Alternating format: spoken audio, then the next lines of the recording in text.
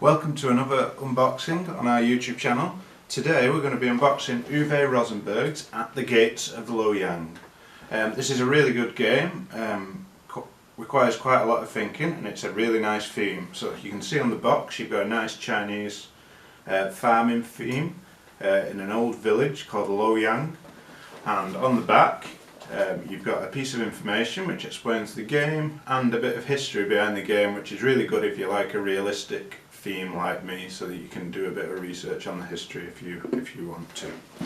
So let's have a look inside the box. So the first thing we get an instruction book. It's quite detailed. The game itself is reasonably detailed, quite heavy, but after your first game, once you get used to it, it's reasonably simple to play as long as you remember how to play each turn. There's quite a lot of information on the theme in here as well, which is always nice. I've not had to use it all, but you may need to refer to it depending on what happens in your game. There's also a brief version of the narrative of the rules, which is here. I've not actually used this, but it may be useful to some people. So the next things are the components for the vegetables, which you'll be trading, buying, planting, harvesting during the game. These are really nice quality, made of wood. You get quite a lot of them, so there's a lot to sort out when you first get the game. So these are the leek there, so you can see nice green colour and nice wood components for leeks. We have some pumpkins here, nice orange colour, really nice quality, and you get quite a lot of them, and they're nice there. We have, these are a bit weird, these are called cabbages. Not convinced that they look like cabbages, but myself, but there we go, they're still really nice components though. There you go, nice white cabbages. And we have a lot of wheat here, nice yellow colour, and again wooden components and a shape like a bundle of wheat. So you can see by the number of these that this game centres around its vegetables. So you've got green beans here, they're a nice shape and you can tell that they're beans. These ones are turnips. We were initially calling them radishes because they look more like radishes to us, but they are turnips. So nice red colour, a bit like the cabbages. I'm not convinced that they look like turnips that much. But there we go. Okay, so those are the vegetables that you plant during the game. So the next thing we'll have a look at is what each player gets at the start of the game, or to set up the game basically.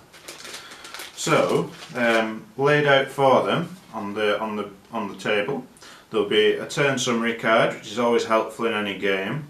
It explains the phases of each turn and the different actions that they can take with a nice to-hand guide. They'll have a store for the vegetables, so when they harvest the vegetables will go there, and between each turn the vegetables will go here. So as you can see, they can only put one in the store cupboard in between each turn unless they paid 2 coins to make the store cupboard bigger so that they could put 4 in each turn. Each player at the start of the game gets a home field which they can use straight away to plant one of the 3 vegetables that's on all the field cards that shows them what they can plant.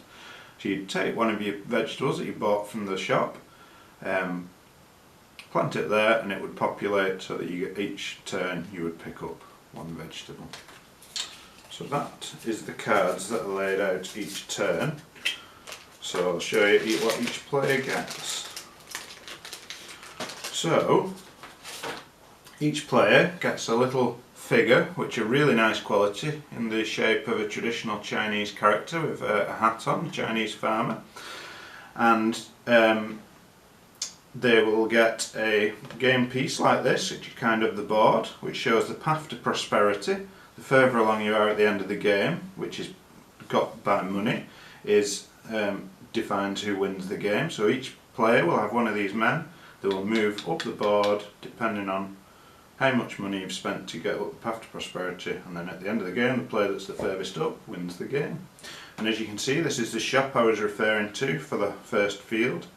So this shop will be populated with these vegetables, and you can buy them for the amount that it says, and you can also sell any excess vegetables for money, which you can use to work your way up the path to prosperity.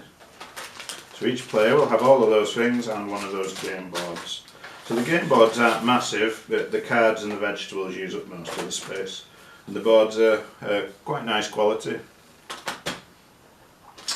So next we'll look at the currency that we've been talking about that you use to get up the path to prosperity, so you trade that in to move up. So the currency is really nice, really good theme, old Chinese theme. It would be really nice if there was an upgrade to metal or plastic ones of these, they're really nice. You can see, good theme and made of cardboard. It can be hard to pop out the middle part without ripping the coin, so just beware of that if you buy this kit. You get quite a few of those. These are the bigger coins, so these refer to 5 units of currency. And then we have the little coins here, same again, it's difficult to pop out the middle of them without ripping the cardboard, so just beware. Nice quality, again would be nice to have an upgrade. These are for 1 unit of currency. While we're talking about currency, we'll have a look at the loan cards. At any point in the game you can take out a loan and you get 5 units of currency. These can be a detriment to you because you can't pay these back. It just means at the end of the game you have to move your piece 1 back on the path to prosperity, so you just have to be careful with those. Just show you those a bit closer. There you go. And then we'll show you, so each turn, as well as having your first field which I showed you, you'll pull out a field to use. So you'll have 1, 2, 3, 4, 5 fields until they're empty. So the same as the home field, you can plant the vegetables that are indicated on the top, and they all have different amounts of squares on them, so 6, 5, 4, 3, etc. All different, so you can plant whichever vegetables it indicates. Each field has different vegetables that you can plant, so you've got to think about which vegetables you're choosing to put in the field to be able to serve your customers, which I'm going to explain in a minute when we look at the cards. So this is your big deck of cards. So during the game, in between turns, there's a courtyard, and each player will be dealt some cards from this deck. It's a bit complex how it works, but you see what cards you've got. Your opponent puts some in the courtyard, and it's kind of like trading, and you end up with 2 cards each turn, and you can use those during your turn to help you during the game. So you can see which cards you're going to get. So you get 1 from the courtyard, 1 from your hand, but you can put in if you don't want them at that time. And you've got to really work out which card you want in your hand for your turn to be able to get the most money to work your way up the path to prosperity. It's probably the most complex part of the game, getting the cards sorted out. But they're really nice. I'll show you some of them. So you've got helpers, which go on your game board. These are either used immediately on your turn or last a few turns. So this is a shopper. This one's a maid. It explains what she does there, and a nice picture, nice theme again. We have a market stall here.